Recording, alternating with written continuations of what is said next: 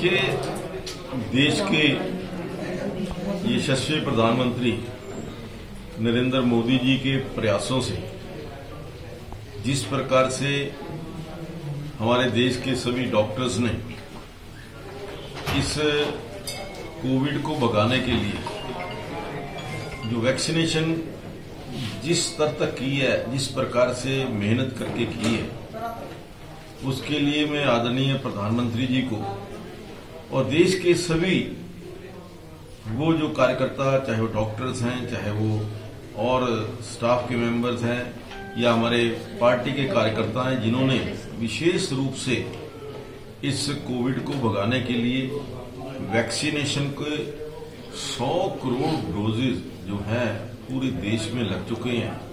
ये मैं समझता हूं कई बार तो ऐसा लगता है कि जैसे स्वप्न जैसा दिखाई देता।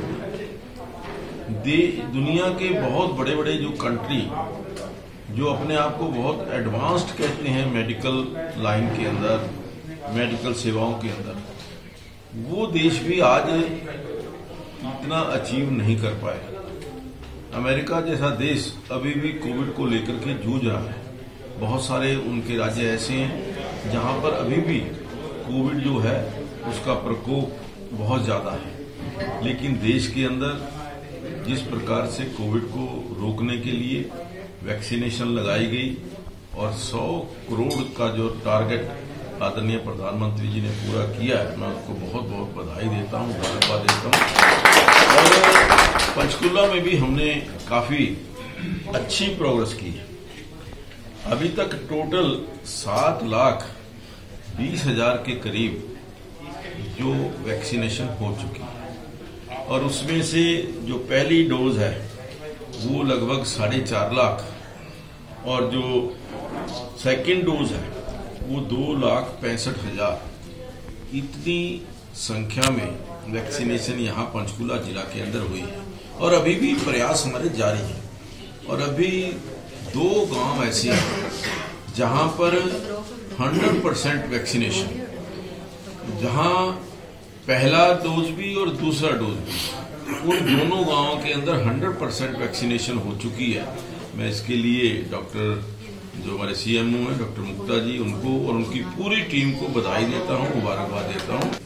कोई भी बीमारी आती है ना, उसका इंतजाम करना एक बहुत बड़ा, जब कोई एक निश्चित संख्या होती है, बेड्स की संख्या एक तय है, हॉस्पिटल के अंदर सभी प्रकार की व्यवस्थाएं करनी होती है। डेंगू जैसी बीमारी, पहले कोविड आया, अब डेंगू आया, लेकिन कितनी संख्या में मरीज आएंगे ये कोई आदमी तय नहीं कर सकता। जिस प्रकार से डेंगू का प्रकोप केवल पंचकुला नहीं, आज मैं ट्राई सिटी की रिपोर्ट देख रहा था कि जहां चंडीगढ़ जैसे शहर के अंदर हमारे से कई गुना डेंगू के पेशेंट्स हैं, यहाँ साथ में मोहाली के अंदर इसी प्रकार से पंचकुला सब में नीचे है। मैं समझता हूँ कि फिर भी हमारा कोई भी एक की भी केस नहीं होना चाहिए। उसके लिए जो हमारे पेशेंट्स हैं, जो आपने कहा कि हमने स्पेशल व्यवस्था कराई है, अलग से वार्ड्स जो पहले कोविड वार्ड थे उनके अंदर भी व्यवस्था करके हमने बेड्स लगवाए हैं। और कुछ जो हमारे हॉस्पिटल के अंदर रूम्स थे जहां दूसरी व्यवस्थाएं थी, उनको खाली करवा करके हमने डेंगू के पेशेंट्स को वहां पर एक बेड्स दिए हैं, पूरी व्यवस्था की है।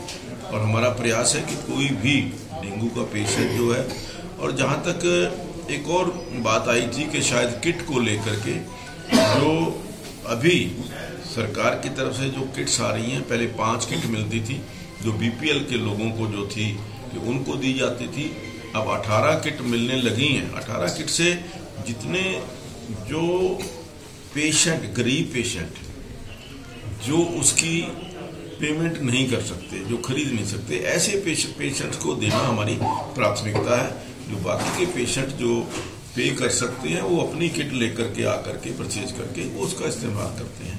तो मैं समझता हूं कि इस डेंगू को भगाने के लिए हर स्तर के ऊपर नगर निगम फॉगिंग के लिए विशेष प्रयास कर रहा है।